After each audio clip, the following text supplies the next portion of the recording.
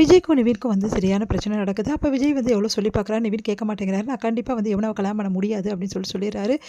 விஜய் வந்து நாளைக்கு காலையில் உங்களுக்காக வெயிட் பண்ணிட்டு இருப்போம் பொன்னியம்மன் கோயிலில். கண்டிப்பாக யமுனாக்கு அடுத்து நீங்கள் தாலி கட்டுறீங்க, நீங்கள் வரீங்க அப்படின்னு சொல்கிறாரு. அது நடக்கவே நடக்காது. நாங்கள் வெயிட் பண்ணுவோம். கண்டிப்பாக நீங்கள் வருவீங்க அப்படின்னு சொல்லிட்டு போகிறாரு.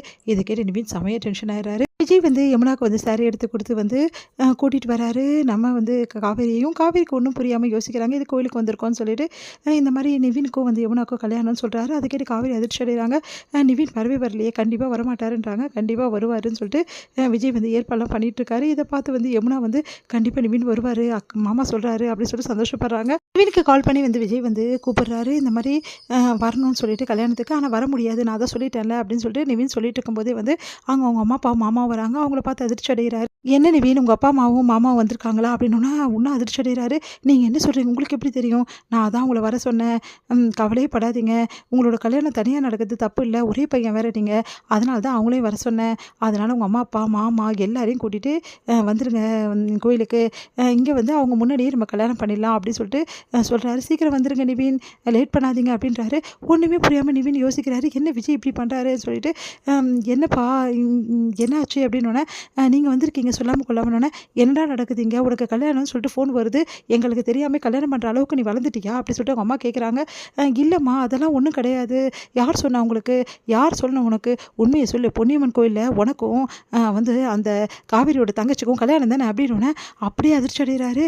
இதெல்லாம் யார்மா சொன்னது, யார் சொன்னாங்கன்னு, இல்லைடா எங்களுக்கு ஃபோன் வந்துச்சு, உண்மை தானே இது அப்படின்னோடனே, இல்லைம்மா அது வந்துமா அப்படின்னோடனே, என்ன கல்யாணத்துக்கு தான் கிளம்பிட்டு இருக்கியா, அவ்வளோதான் சொல்லிட்டேன், உனக்கு எவ்வளோ தைரியமா உனக்கு, அம்மா நான் சொல்கிறத கேளுங்கம்மா அப்படின்னோடனே, என்னடா இது ஒரே பையன் வந்து உனக்கு செல்லம் கொடுத்து வளர்த்தா இந்த மாதிரி பண்ணிட்டேன்னு சொல்லிட்டு அவங்க அப்பாவும் வந்து திட்டுறாரு.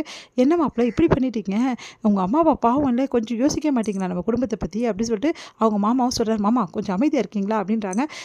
சரிடா என்ன தான் நடக்குது சொல்கிறா அப்படின்னு சொன்னோன்னே நடந்த விஷயத்தெல்லாம் சொல்கிறாரு. இந்த மாதிரி யமுனா என்னை விரும்பினா, ஆனால் நான் அவளை விரும்பலை, அவளை வந்து நான் ஃப்ரெண்டாக தான் பழகினேன், அவள் தப்பாக புரிஞ்சுக்கிட்டு இந்த மாதிரி தவறான முடிவுக்கு போயிருக்கா, அதை பார்த்துட்டு வந்து விஜய் தான் இந்த மாதிரி வேலையெல்லாம் பண்ணி வச்சுருக்காரு, என்ன பண்ணுறதுன்னு எனக்கு தெரியல.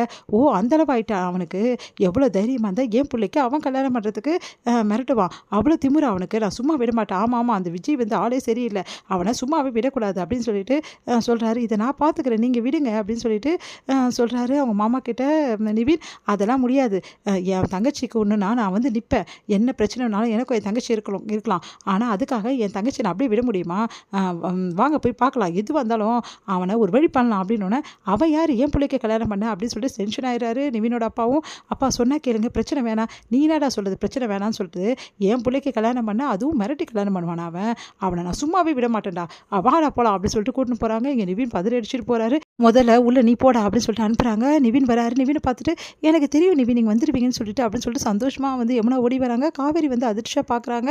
இங்கே வந்து என்ன இவ்வளோ லேட்டாக வரீங்க, சரி பரவாயில்ல கரெக்ட் டைம் தான், முகூர்த்த டைம்லாம் ஒன்றும் முடியல, வாங்க வாங்க அப்படின்னு சொல்லிட்டு வந்து கையை பிடிக்கிறாரு. நிவினோட கையை திரும்பி பார்க்குறாங்க. உடனே பார்த்தா அவங்க அம்மா அப்பா அப்புறம் மாமாலாம் வந்திருக்காங்க. எனக்கு தெரியும் நீங்களும் வருவீங்கன்னு, வாங்க வாங்க அப்படின்னு சொல்லிட்டு வரவேற்கிறாரு. அதெல்லாம் பார்த்துட்டு செமையாக டென்ஷன் ஆயிடுறாங்க. காவேரி ஒன்றுமே புரியல காவேரிக்கு, இங்கே என்ன நடக்குது அப்படின்னு சொல்லிட்டு காவேரி பார்க்குறாங்க. இவங்க எப்படி இங்கே வந்தாங்க அப்படின்னு சொல்லிட்டு காவேரி வந்து அதிர்ச்சி அடைகிறாங்க. உடனே வந்து நான் தான் எல்லாரையும் கூப்பிட்டேன், என்ன காவேரி நிவினை மட்டும் கூப்பிட்டா போதுமா, அவங்க அம்மா அப்பா அவங்க மாமாலாம் கல்யாணத்துக்கு கூப்பிட வேணாவா, அதுக்கு தான் காவேரி கூப்பிட்டேன் அப்படின்னு எல்லாருக்கும் ஒன்றுமே புரியல. என்னங்க நீங்கள் இப்படி படி வச்சுருக்கீங்க அப்படின்னு, இதெல்லாம் அப்படி தான் காவேரி, இவங்களாம் எல்லாமே எப்படி நிவின் கல்யாணம் நடக்கும், அதனால தான், சரி சரி டைம் ஆயிடுச்சு மணவரில் வந்து உட்காருங்க நிவின் அப்படின்றாரு. அதிர்ச்சி அடைகிறாங்க எல்லாரும்.